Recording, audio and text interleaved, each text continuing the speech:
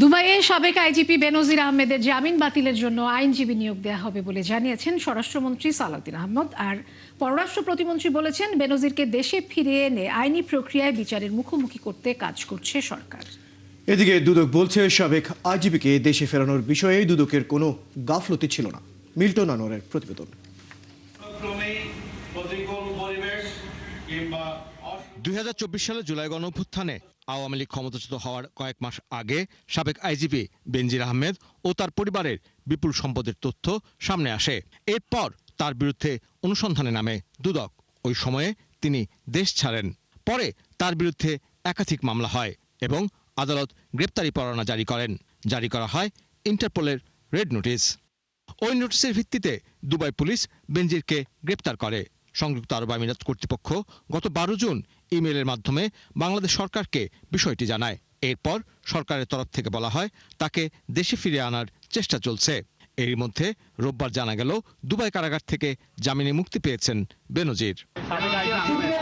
সাবেক আইজিপির মুক্তির প্রতিক্রিয়ায় স্বরাষ্ট্রমন্ত্রী জানিয়েছেন, জামিন বাতিলে দুবাইতে ল ফার্ম নিয়োগ করছে সরকার। দ্রুতই তাকে দেশে ফিরিয়ে আনা হবে।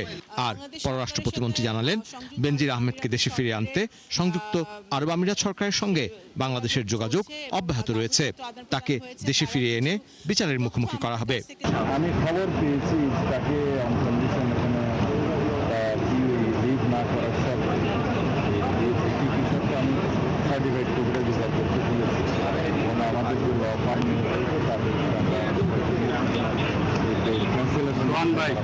বাংলাদেশ সরকারের সাথে সংযুক্ত আরব আমিরাতের সরকারের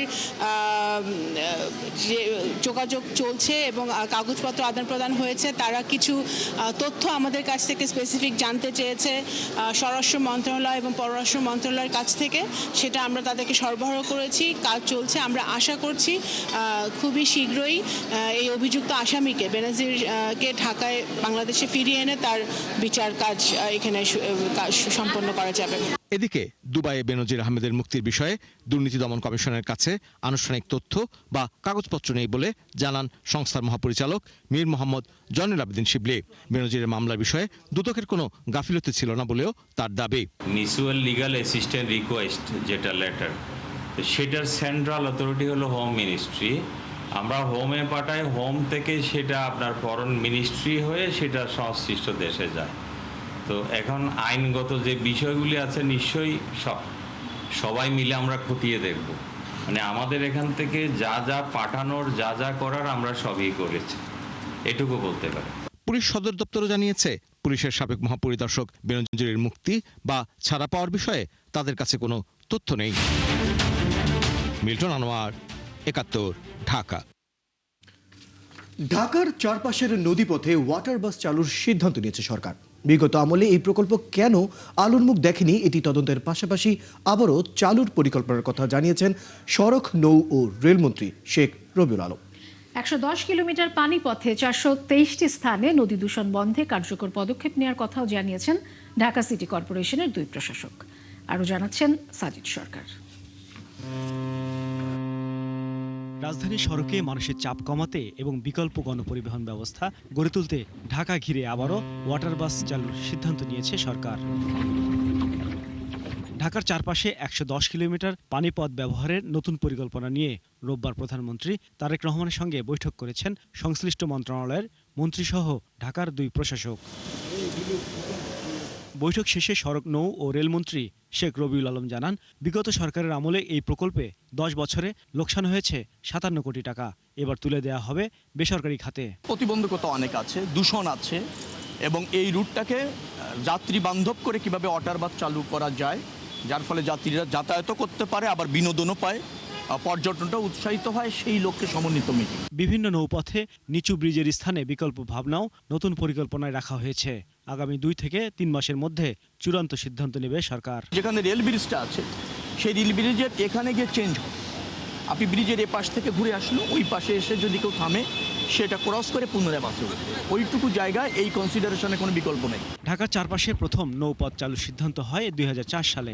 এরপর 2010 এবং 2013 সালে একাধিকবার ওয়াটার বাস চালু হলেও যাত্রী সংকট, নদীর গভীরতা কমে যাওয়া, দূষণ, ঘাট ব্যবস্থাপনার দুর্বলতা এবং পরিচালনাগত লোকসানের কারণে সেবাটি বন্ধ হয়ে যায়। এজন্য আগের সীমাবদ্ধতাগুলো দূর করে নতুন উদ্যোগ চ্যালেঞ্জ বলে জানালেন ঢাকা সিটির 2 প্রশাসক।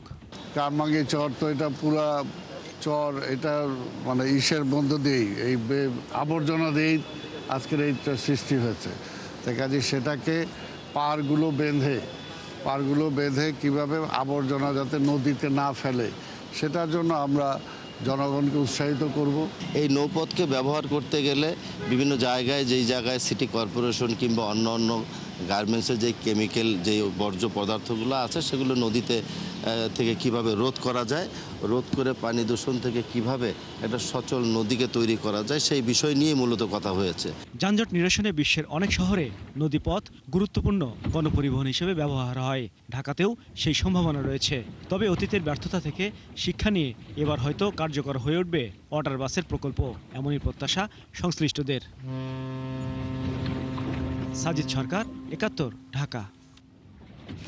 বিগত 17.5 বছর মজলুম থাকার পর বর্তমান সরকার নিজেরাই এখন জালিমে পরিণত হচ্ছে, এমন অভিযোগ করেছেন জামায়াত ইসলামীর আমির ডক্টর শফিকুর রহমান। তার দাবি, প্রশাসনে দলীয়করণ ও কোটা ফিরিয়ে এনে সরকার জাতির সঙ্গে প্রতারণা করছে। সকালে জাতীয় প্রেস ক্লাবে লেবার পার্টির আলোচনা সভায় তিনি অভিযোগ করেন, রক্তভেজা আন্দোলনে স্বৈরাচার থেকে মুক্তি মিললেও সরকার এখন ফ্যাসিবাদের মতো আচরণ করছে। আরো জানাচ্ছেন ইলিয়াস আকুন। রক্তাক্ত জুলাই আন্দোলন নিয়ে রোববার সকালে জাতীয় প্রেস ক্লাবে এই আলোচনা সভার আয়োজন করে বাংলাদেশ লেবার পার্টি। এই আলোচনায় সভাপতির বক্তব্যে দলটির chairman doctor Mustafizur Rahman Iran বলেন, দেশের শাসন ব্যবস্থার কাঠামো পরিবর্তনের লক্ষ্যে জুলাই আন্দোলন হয়েছিল, ব্যক্তির পরিবর্তনের জন্য নয়। বিএনপির প্রতি ক্ষোভ জানিয়ে তিনি বলেন, জুলাই সনদ বাস্তবায়নে দলটি প্রতারণা করেছে। সরকার পতনের আন্দোলনের দিকে এখন আমরা যাই নাই, আমাদের দাবিটা আপনারা পূরণ করেন। আমাদের দাবি হচ্ছে জুলাই সনদ বাস্তবায়ন করতে হবে, গণভোটের রায় বাস্তবায়ন করতে হবে। সভায় এলডিবির চেয়ারম্যান অলি আহমেদ সরকারের চারপাশে ঘিরে থাকা সুবিধাভোগীদের থেকে সরকারকে দূরে থাকার পরামর্শ দেন। দ্রব্যমূল্যের ঊর্ধ্বগতি ও খাদ্যে বিষাক্ত ভেজাল রোধে কঠোর আইনি ব্যবস্থা নেয়ার তাগিদ দেন তিনি। আপনার সাথে এখন কিছু লোক ঢুকে গেছে যারা মোসাদের সাথে কাজ করেছে, রয়ের সাথে কাজ করেছে, এরা আপনার লোক না। আমরা যারা আছি আমরা আপনাদের বিরুদ্ধে না। টুথপেস্ট যেগুলো আপনি প্রত্যেকদিন ব্যবহার করেন, এগুলির মধ্যে বিভিন্ন রকম ক্ষতিকারক জিনিসগুলি আছে। আমি মনে করি অন্যান্য দেশের মতো খাদ্যে যারা ভেজাল দেবে তাদের জন্য মৃত্যুদণ্ড হওয়া উচিত। এ সময় বর্তমান সরকারের তীব্র সমালোচনা করে জামাত আমির ডক্টর শফিকুর রহমান বলেন, রক্তভেজা আন্দোলনের মাধ্যমে স্বৈরাচার থেকে মুক্তি মিললেও সরকার এখন হুবাহু ফেসিবাদের রূপ ধারণ করেছে। আল্লাহ তাআলা আমাদেরকে মুক্তি দিলেন একটা রক্তভেজা আন্দোলনের মাধ্যমে। তারপরে এই স্মৃতি তাড়াতাড়ি ভুলে গিয়ে যে হাসলটটা ফ্যাসিস্ট সরকারের ছিল সেইটা আপনারা আবার ধারণ করতে যাচ্ছেন কেন? প্রশাসনের দলীয়করণের অভিযোগ তুলে তিনি বলেন, সচিব পদে দ্রুত পদোন্নতি দেওয়া হচ্ছে এবং সরাসরি দলীয় লোকদের নানা পদে বসানো হচ্ছে, যা কোনোভাবেই গ্রহণযোগ্য না। যে স্তরের স্থানীয় সরকারে নির্বাচন হয়ে নির্বাচিত প্রতিনিধিরা মানুষের সেবা করবে, সে সব জায়গায় আপনারা দলীয় লোকদেরকে, নেতাদেরকে বসাই দিচ্ছেন প্রশাসক হিসেবে। প্রশাসক বসাবেন, বসান, যদি খণ্ডকালীন বসাতে হয় সেখানে প্রশাসনের লোকদেরকে এনে বসান, দলীয় নেতাকে বসাতে হবে কেন? গণতন্ত্র পূর্ণ গঠন ও জুলাই বিপ্লবের প্রকৃত চেতনা বাস্তবায়নে সরকারের সদিচ্ছা দেখতে চান বিরোধী দলীয় রাজনৈতিক দলের নেতারা। আল্লাহ হাফেজ। বাংলাদেশ। ইলিয়াস আকন, 71, ঢাকা। অবাধ নৌ চলাচল ও বাণিজ্যিক নিরাপত্তা নিশ্চিত করতে 14টি দেশের সমন্বয়ে সামরিক জোট করেছে সৌদি আরব। এতে বাংলাদেশের যোগ দেওয়াকে স্বাভাবিক বলে মনে করছে সরকার। আজ প্রধানমন্ত্রীর পররাষ্ট্র বিষয়ক উপদেষ্টা হুমায়ুন কবির বলেছেন, ওই জোটে গেলেও ইরানের সাথে সম্পর্ক খারাপ হবে না। অন্যদিকে একজন বিশ্লেষক মনে করেন, সংসদে আলোচনার মাধ্যমে এরকম সিদ্ধান্ত নেওয়া উচিত। সুফিয়ান ফারাবির প্রতিবেদন। লোহিত সাগর মানদেব প্রণালী এবং এডেন উপসাগরে অবাধ নৌ চলাচল ও বাণিজ্যিক নিরাপত্তা নিশ্চিত করতে মাল্টিন্যাশনাল মেরিটাইম ডিফেন্স অ্যালায়েন্স নামের জোটে যোগ দিয়েছে বাংলাদেশ, যার উদ্যোক্তা সৌদি আরব। সামরিক এই জোটের প্রতিষ্ঠাকালীন লক্ষ্য হিসেবে বৈশ্বিক বাণিজ্য ও জ্বালানি সরবরাহের বিষয়টি সামনে রাখা হয়েছে। তবে ইরান বিরোধী হিসেবে এই জোটকে বিবেচনা করা হচ্ছে। এ বিষয়ে কথা বলেন প্রধানমন্ত্রীর পররাষ্ট্র বিষয়ক উপদেষ্টা হুমায়ুন কবির। জানান, ইরানের সঙ্গে সম্পর্ক বজায় রেখে এই জোটে থাকবে বাংলাদেশ। আর মূলত এটা তো হুটিজ ট্যাকলিং দি হুটি চ্যালেঞ্জ দেয়ার, ওইদিকে আমরা ইরানের সাথে তো কথাবার্তা বলছি। So this is not something to necessary to strike out Iran in any way. এদিকে সাবেক রাষ্ট্রদূত মাহফুজুর রহমান মনে করেন, সামরিক জোটে যাওয়ার মতো সিদ্ধান্ত নেয়ার পূর্বে সংসদে আলোচনা হলে আরও বেশি গ্রহণযোগ্যতা পেত। ভবিষ্যৎ পৃথিবীর একটা বাস্তবতাকে সমীকরণের মধ্যে নিয়ে সৌদি আরবের অনুরোধ রাখছে। তো সেইটা কতটুকু আমাদের জন্য উপযোগী হবে না হবে, ওই যে আমি যেটা বললাম, সেটা নির্ভর করে যে আমরা যদি আমাদের জনগণ তাদেরকে এই সিদ্ধান্তের সঙ্গে এক কাতারে রাখতে পারি, সেই জন্যই এটা সংসদে আলোচিত হওয়া প্রয়োজন। তার মতে, এই পদক্ষেপের ফলে ভবিষ্যতে অনিচ্ছাকৃত সংঘাতে জড়ানোর সম্ভাবনাও রয়েছে। সুফিয়ান ফারাবি, ৭১, ঢাকা। চট্টগ্রামের শীর্ষ সন্ত্রাসী ডেভিড ইমন ও তার ৫ সহযোগীর ১০ দিনের রিমান্ড মঞ্জুর করেছে আদালত। ফটিকছড়ির পৃথক দুটি মামলায় তাদের জিজ্ঞাসাবাদের জন্য পুলিশ ১৪ দিনের রিমান্ডের আবেদন করে। পরে আদালত ১০ দিন মঞ্জুর করে। এদিকে হাটহাজারী বড়দিঘির পাড় এলাকায় ফোন করে চাঁদাবাজির আরেকটি মামলায় তাকে গ্রেফতার দেখানো হয়েছে আদালতে। প্রণবেশ চক্রবর্তীর তথ্য ও জহিরুল ইসলামের ছবিতে প্রতিবেদন। রবিবার ইমনকে হাজির করা হয় তৃতীয় জুডিশিয়াল ম্যাজিস্ট্রেট আদালতে। পুলিশ ফটিকছড়ি থানার জামাল হত্যা ও আরেকটি অস্ত্র মামলায় 7 দিন করে মোট 14 দিনের রিমান্ড চাইলে বিচারক ইমন সহ 5 জনের বিরুদ্ধে 2 মামলায় 5 দিন করে 10 দিনের রিমান্ড মঞ্জুর করেন। যে সমস্ত মামলায় ডেভিড ইমন জড়িত আছে, যে সমস্ত ঘটনায় ডেভিড ইমন জড়িত, সেই সমস্ত মামলায় তাদেরকে শোন অ্যারেস্ট এবং পর্যায়ক্রমে রিমান্ড দেওয়া হবে। এদিকে হাটহাজারী বড়দিঘির পাড় এলাকায় ফোন করে চাঁদাবাজির ঘটনায় আরেকটি মামলায় তাকে গ্রেপ্তার দেখায় আদালত। ফটিকছড়ি থানার একটি অস্ত্র মামলায় জুডিশিয়াল ম্যাজিস্ট্রেট 3 জনাব মুতাসিম বিল্লাহ 5 জন এজাহার নামিয়ে 5 জন আসামি যথাক্রমে মোবারক হোসেন ইমন প্রকাশ ডেভিড, মোহাম্মদ মিঠু প্রকাশ দামা ইলিয়াস, মোহাম্মদ শামীম, মোহাম্মদ সাফায়েত হোসেন, আল ইসলাম আলিফ প্রকাশ তমাল 5 জনকেই পৃথকভাবে 5 দিন করে পুলিশ রিমান্ড মঞ্জুর করেছেন। চট্টগ্রামের ফটিকছড়ির কৃষক পরিবারের জন্ম মোবারক হোসেন ওরফে ডেভিড ইমনের। স্কুল জীবন থেকে ঝোঁক ছিল ক্রিকেটে। স্পিনার হিসেবে খেলতেন চট্টগ্রাম ব্রাদার্স একাডেমিতে। একসময় জড়িয়ে যান অপরাধের জগতে। মোবারক হোসেন থেকে হয়ে ওঠেন ডেভিড ইমন। পুলিশ বলছে ২০২৪ সালের আগস্ট পরবর্তী সময়ে তার ঘনিষ্ঠতা তৈরি হয় পুলিশের টপ লিস্টেড সন্ত্রাসী সাজ্জাদ হোসেন ওরফে ছোট সাজ্জাদের সঙ্গে। পরে যোগাযোগ হয় ভারতে পলাতক আরেক শীর্ষ সন্ত্রাসী সাজ্জাদ আলী খান ওরফে বড় সাজ্জাদের। ছোট সাজ্জাদের অনুপস্থিতিতে তিনি হয়ে ওঠেন দলের সেকেন্ড ইন হ্যান্ড। গত ২৯ জুলাই ভারতে পালিয়ে যাওয়ার সময় যশোর সীমান্ত থেকে ৩ সহযোগী সহ গ্রেপ্তার হন ডেভিড ইমন। হাসিবা আলী বর্ণা, ৭১। রাজধানী সহ বিভিন্ন স্থানে সম্প্রতি বোমা আতঙ্ক ও সন্দেহজনক বস্তু উদ্ধারের ঘটনায় পুলিশের জারি করা সতর্কতা নিয়মিত নিরাপত্তা ব্যবস্থার অংশ বলে জানিয়েছেন ডিএমপির অতিরিক্ত কমিশনার শফিকুল ইসলাম। সম্ভাব্য যে কোনো ঝুঁকি মোকাবেলায় থানাগুলোকে সতর্ক থাকতে নিয়মিতভাবেই এই নির্দেশনা দেওয়া হয়। দুপুরে ডিএমপির মিডিয়া সেন্টারে সংবাদ সম্মেলনে তিনি বলেন, জনগণের জানমালের নিরাপত্তা নিশ্চিতে কাজ করছেন তারা। মহিম মিজানের প্রতিবেদন। রাজধানীতে সম্প্রতি 2টি জায়গায় বোমা ও বোমা সদৃশ্য বস্তু উদ্ধারের ঘটনায় জনমনে কিছুটা দেখা দিয়েছে উদ্বেগ। গেল শুক্রবার রাতে পল্টনে একটি সন্দেহভাজন বস্তুকে ঘিরে নিরাপত্তা বলয় তৈরি করে পুলিশ। পরদিন সকালে ফার্মগেট ও মিরপুর মেট্রো স্টেশনে পড়ে থাকা 2টি বস্তা নিয়ে ছড়িয়ে পড়ে বোমা আতঙ্ক। এর মধ্যে পুলিশ সদর দপ্তর থেকে দেশের সব ইউনিট ও থানা পুলিশকে পাঠানো একটি সতর্ক বার্তা সামনে আসে, যাতে সম্ভাব্য উগ্রবাদী হামলা বা নাশকতা নিরাপত্তার আশঙ্কা জানিয়ে গুরুত্বপূর্ণ স্থাপনা, বেসরকারি সরকারি প্রতিষ্ঠান, কূটনৈতিক এলাকা, জনসমাগম স্থল ও যানবাহনের নিরাপত্তা জোরদারের নির্দেশনা দেওয়া হয়। কেউ যদি তার মতাদর্শ চাপাই দিতে চায় বা কোনো ধরনের সন্ত্রাসী কার্যক্রম করে, সেক্ষেত্রে আমরা সাথে সাথেই ব্যবস্থা নেই। পুলিশ সদর দপ্তর থেকে সবসময় অপারেশনাল কাজে নিয়মিত কিছু নির্দেশনা দেওয়া হয়। এই নির্দেশনাটা ওইরকম একটা নির্দেশনারই অংশ।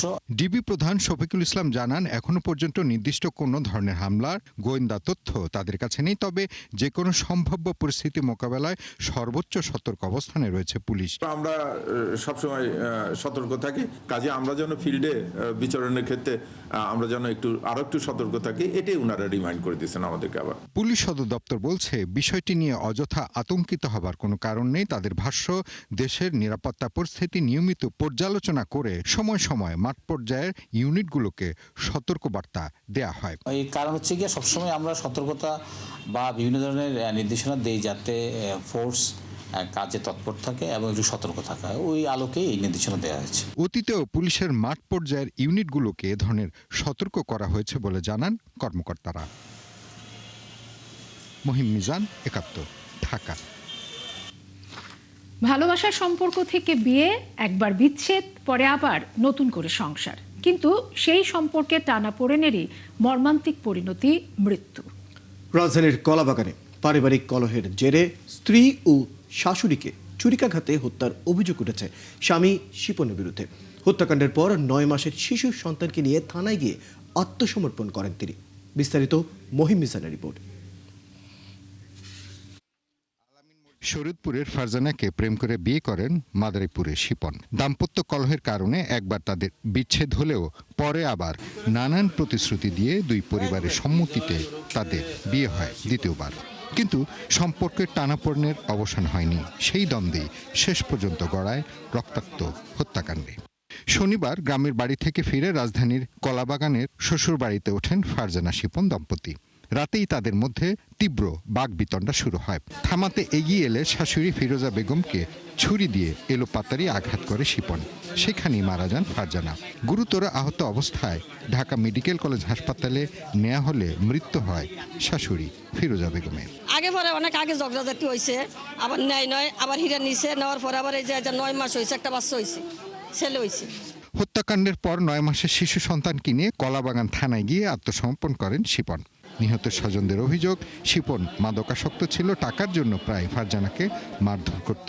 এর আগেও একাধিকবার নির্যাতনের শিকার হয়েছিল ফারজানা। একবার তাকে দেশে নিয়ে গেছিল, দেশে নিয়ে অনেক মারপিট করছিল। হ্যাঁ, মারপিট করার পরে আর কি আমার মামা তখন চলে আসছিল। একবার চলে আসার পরে তো তখন আর কি ডিভোর্সের মতো হয়ে গেছিল, ডিভোর্স হয়ে গেছে অলরেডি। নিহতের বাবার অভিযোগ, দীর্ঘদিন ধরেই মেয়ের উপর নির্যাতন চালিয়ে আসছিল শিপন।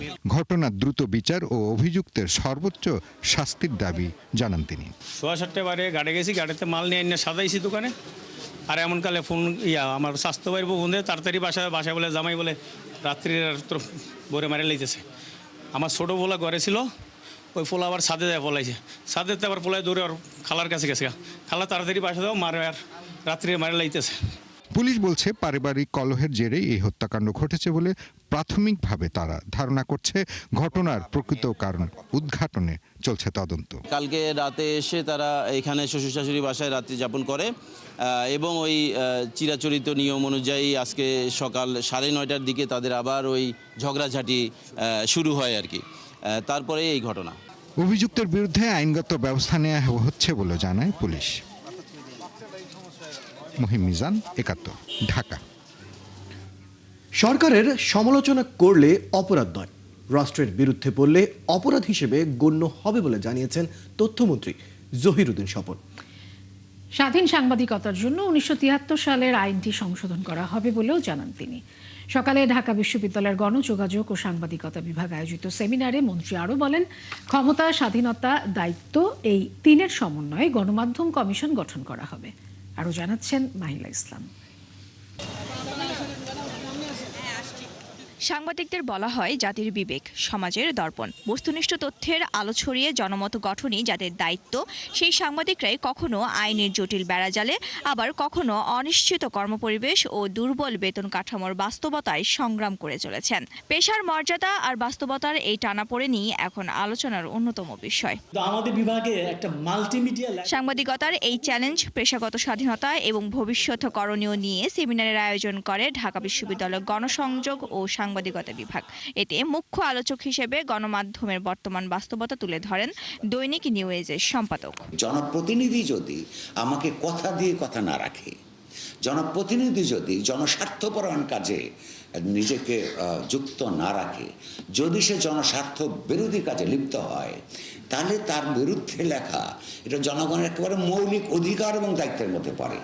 কিন্তু আপনাকে মুচলেখা দিতে হবে যে না, তার বিরুদ্ধে কোনো কথা বলবো না।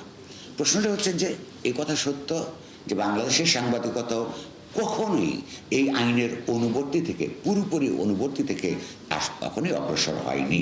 সাংবাদিকতা বিভাগের 64তম প্রতিষ্ঠাবার্ষিকী উপলক্ষে ঢাকা বিশ্ববিদ্যালয়ের মোজাফফর আহমদ চৌধুরী অডিটোরিয়ামে আয়োজিত অনুষ্ঠানে প্রধান অতিথির বক্তব্যে তথ্যমন্ত্রী বলেন, অবাধ ও বস্তুনিষ্ঠ তথ্যপ্রবাহ নিশ্চিতের পাশাপাশি অপসাংবাদিকতার কুফল রোধে কার্যকর উদ্যোগ নেওয়া জরুরি। যে 5 তারিখের পুরো ব্যাপারটাই অন্য খাতে প্রবাহিত হয়ে গিয়েছে, তখন কি হতো? তখন এই সাংবাদিকটাই নুরুল কবির সাহেব এখানে থাকতেন কিনা, বাঁচতেন কিনা, আমি এখানে আসতে পারতেন, তো এটাই তো প্রশ্নের মধ্যে দেখা দিত। এবং সেই সাংবাদিকতাই কিন্তু এইভাবে পরিচিত হতেন, নৈরাজ্যের হাত থেকে দেশকে রক্ষা করা গিয়েছে। এ সময় গণমাধ্যম কমিশন গঠন এবং সাংবাদিকদের জন্য প্রণীত 1973 সালের আইন যুগোপযোগী করে সংশোধনের বিষয়ে সরকারের অবস্থান তুলে ধরেন তিনি। প্রত্যেকের মধ্যে এটা নিষ্পত্তি হওয়া দরকার যে বস্তুনিষ্ঠতাকে নিশ্চিত করা, সত্যকে উদ্ঘাটন করার প্রক্রিয়াটি কি হবে এবং সেই ক্ষেত্রে একটা সার্বজনীনতার মধ্যে আমরা কিভাবে যেতে পারি। এর আগে বিভাগের শিক্ষার্থীদের মনোমুগ্ধকর নৃত্য পরিবেশনায় প্রাণবন্ত হয়ে ওঠে অনুষ্ঠানের পরিবেশ। মাহিদা ইসলাম, 71, ঢাকা। এদিকে প্রধানমন্ত্রী, তার পরিবার ও বিএনপির সিনিয়র নেতাদের নিয়ে কেউ কটূক্তি করলে ছাড় দেয়া হবে না বলে হুঁশিয়ারি দিয়েছেন ঢাকা মহানগর উত্তর বিএনপির সাবেক আহ্বায়ক সাইফুল আলম নীরব।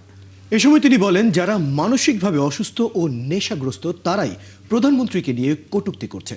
এনসিপির নেতাদের ইঙ্গিত করে নীরব বলেন, যারা 2 বছর আগেও সাধারণ জীবনযাপন করেছে তারাই এখন বিলাসিতায় পার করছে। মোহাইমিনুল খান অপুর প্রতিবেদন। বিএনপির চেয়ারম্যান ও প্রধানমন্ত্রী তারেক রহমানকে নিয়ে কটূক্তির প্রতিবাদে দুপুরে তেজগাঁও সরকারি বিজ্ঞান কলেজের সামনে এই প্রতিবাদ ও বিক্ষোভ মিছিল হয়। এতে নেতৃত্ব দেন ঢাকা মহানগর উত্তর বিএনপির সাবেক আহ্বায়ক সাইফুল আলম নীরব। নির্ধারিত সময়ের আগে ফার্মগেট সংলগ্ন বিজ্ঞান কলেজের সামনে জড়ো হতে থাকেন তার সমর্থকরা। এতে যোগ দেন স্থানীয় বিএনপির নেতাকর্মীরাও। আন্তরিকভাবে ধন্যবাদ জানাচ্ছি। সংক্ষিপ্ত বক্তব্যে নীরব বলেন, প্রধানমন্ত্রী বা বিএনপি নেতাদের নিয়ে কটূক্তি করলে আর ছাড় নয়। সাবধান হয়ে যান। আর যদি প্রধানমন্ত্রীর বিরুদ্ধে, প্রধানমন্ত্রীর সহধর্মীর বিরুদ্ধে, প্রধানমন্ত্রীর কন্যার বিরুদ্ধে, বিএনপি সিনিয়র নেতাদের বিরুদ্ধে কটূক্তি করেন এবং বেয়াদবি করেন, আমরা কিন্তু আর ছাড় দিব না, আর ছাড় দিব না। এনসিপি নেতাদের ইঙ্গিত করে তিনি বলেন, মানসিকভাবে অসুস্থ ও নেশাগ্রস্ত তারাই প্রধানমন্ত্রীকে নিয়ে কটূক্তি করছে। যারা এই কাজগুলো করছেন তারা কি সুস্থ কিনা এটা আমাদের প্রশ্ন। আমার মনে হয় তারা সুস্থ নয়, তারা বিকারগ্রস্ত। 2 বছর পূর্বেও যারা ঠিক মতো খাওয়া দাওয়া করতে পারতো না, মেসের ভাড়া দিতে পারতো না, পায়ে ভালো স্যান্ডেল পরতে পারতো না, আজকে তারা দামি দামি গাড়ি ব্যবহার করেন। পরে বিক্ষোভ মিছিলটি ফার্মগেট ও কারণবাজার হয়ে বিভিন্ন সড়ক প্রদক্ষিণ করে। মোহাইমিনুল খান অপু, 71, ঢাকা। রাজধানীর উত্তরখানে পরিচ্ছন্নতা কর্মীদের উপর হামলার ঘটনা পরিদর্শনে গিয়ে অতর্কিত হামলার শিকার হয়েছেন ঢাকা উত্তর সিটি কর্পোরেশনের প্রশাসক মোহাম্মদ শফিকুল ইসলাম খান ও ঢাকা 18 আসনের সংসদ সদস্য এস এম জাহাঙ্গীর হোসেন। ডিএনসিসির অভিযোগ, নেপচুন অ্যাক্সেসরিজ গার্মেন্টস মালিক পক্ষের লোকজন এই হামলা চালায়। 2 দফা হামলায় আহত হয়েছেন অন্তত 15 থেকে 20 জন পরিচ্ছন্নতা কর্মী সহ কয়েকজন। 3 জনকে গ্রেফতার করেছে পুলিশ। সবুজ মাহমুদের প্রতিবেদন। রাজধানীর উত্তরখানের রাজাবাড়ী এলাকায় ঢাকা উত্তর সিটি কর্পোরেশনের 46 নম্বর ওয়ার্ডের সেকেন্ডারি ট্রান্সফার স্টেশনে হামলা করে নেপচুন অ্যাক্সেসরিজ গার্মেন্টসের কর্মীরা। প্রেস বিজ্ঞপ্তি দিয়ে এমন অভিযোগ করেছে ডিএনসিসি। এতে ডিএনসিসির 15 থেকে 20 জন পরিচ্ছন্নতা কর্মী আহত হন। তাদের মধ্যে গুরুতর আহত 4 জনকে ভর্তি করা হয় উত্তরার একটি হাসপাতালে। ফ্যাক্টরি থেকে আমাদের অতর্কিত হামলা করতেছে, যে আমাকে এখানে দেখেন বাড়ি দিয়েছে। ওরা দেশীয় পাইপ, এসএস পাইপ, দেশীয় পাইপ, ইট পাটকেল, কাঠ এগুলো নিয়ে ভিতরে সন্ত্রাসী বাহিনী নিয়ে বসে আছে আগে থেকেই।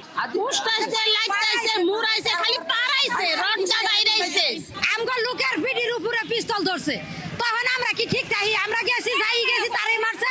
একটা মহিলা ভুলেও বাধ্য নেই স্যার, কিন্তু মার দিছে সবারই। ঘটনার খবর পেয়ে দুপুরে এসটিএস এলাকা পরিদর্শনে যান ডিএনসিসি প্রশাসক শফিকুল ইসলাম খান এবং ঢাকা 18 আসনের সংসদ সদস্য এসএম জাহাঙ্গীর হোসেন। এরপর তাদের উপর আরেক দফা অতর্কিত হামলার ঘটনা ঘটে। অভিযোগের তীর যথারীতি নেপচুন গার্মেন্টস মালিক পক্ষের দিকেই। ফ্যাক্টরিতে রেড দিতে হবে, ভিতরে ডাটা আছে, অস্ত্র আছে। ঠিক আছে স্যার, আমরা ভিতরে সন্ত্রাসী এনে রেখে দিবেন অস্ত্রপাতি সহ। জি ভাই, ফাইজলামি না। ঘটনাস্থল থেকে বেশ কয়েকজনকে গ্রেফতার করেছে পুলিশ। পরে পরিস্থিতি শান্ত হলে এলাকায় অভিযান চালায় আইন শৃঙ্খলা রক্ষাকারী বাহিনী।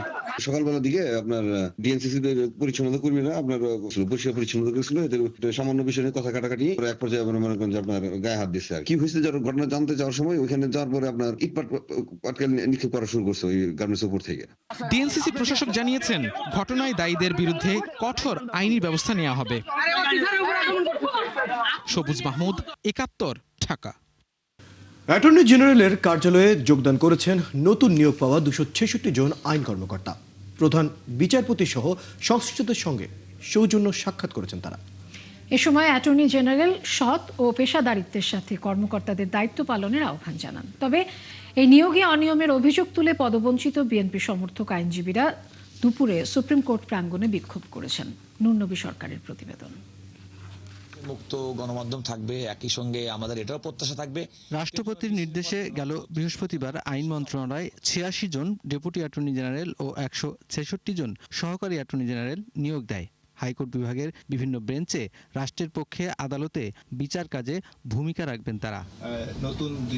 রোববার এই কর্মকর্তারা অ্যাটর্নি জেনারেলের অফিসে যোগদান করেন। এ সময় অ্যাটর্নি জেনারেল তাদের স্বাগত জানান। এছাড়া প্রধান বিচারপতি সহ সংশ্লিষ্টদের সাথে সাক্ষাৎ করেন তারা। এরপর গণমাধ্যমের সাথে কথা বলেন অ্যাটর্নি জেনারেল। যে যেখানে দায়িত্ব পালন করবে না কেন, তারা অত্যন্ত পেশাদারিত্বের সঙ্গে, সততার সঙ্গে, দেশপ্রেমের সঙ্গে দায়িত্ব পালন করবে। আমি প্রত্যাশা করি যারা নিযুক্ত হয়েছেন এই অফিসে, রাষ্ট্রের পক্ষ থেকে দায়িত্ব পেয়েছেন, এটা একটা গুরু দায়িত্ব এবং তারা তাদের কর্মনিষ্ঠা, সততা এবং দেশপ্রেমের ভিত্তিতে তাদের প্রতি অর্পিত দায়িত্ব পালন করে। এই নিয়োগ নিয়ে প্রশ্ন তুলে বিরোধিতা করেছেন বিএনপি সমর্থক পদবঞ্চিত আইনজীবীরা। এই অভিযোগে তারা সুপ্রিম কোর্ট আইনজীবী সমিতি ভবন ও অ্যাটর্নি জেনারেলের কার্যালয়ের সামনে দুপুরে বিক্ষোভ করেন। যারা বিএনপি করেন তাদের বিরুদ্ধে আমাদের কোনো কথা নেই, তাদের বিরুদ্ধে আমাদের আন্দোলন নেই।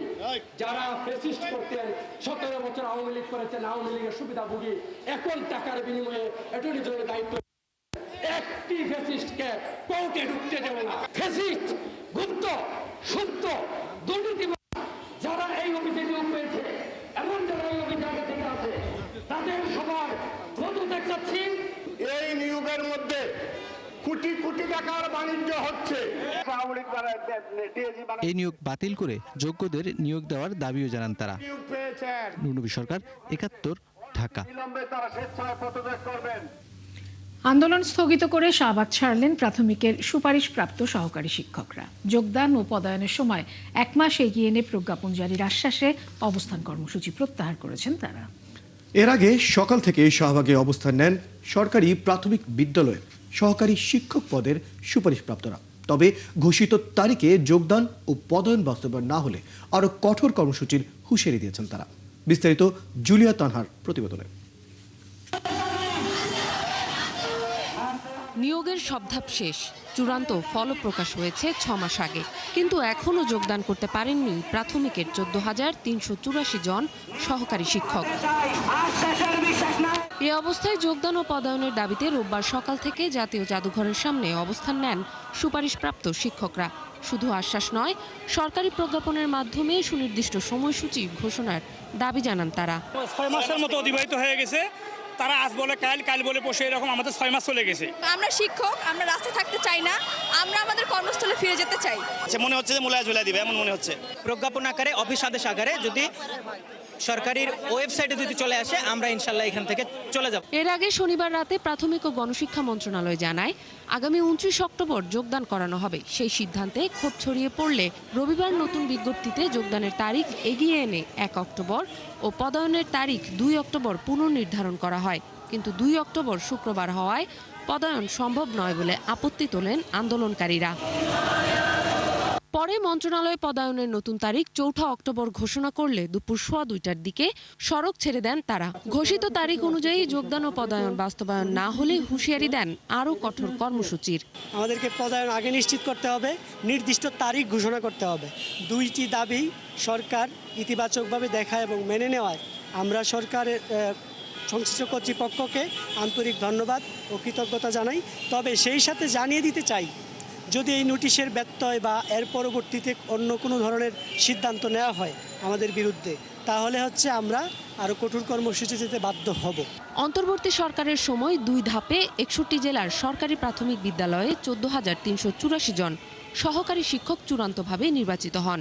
তবে সরকার পরিবর্তনের পর পুলিশি যাচাই সহ প্রশাসনিক প্রক্রিয়ায় যোগদান বিলম্বিত হয়। এ নিয়ে দীর্ঘদিন ধরে অনিশ্চয়তায় ছিলেন সুপারিশপ্রাপ্তরা।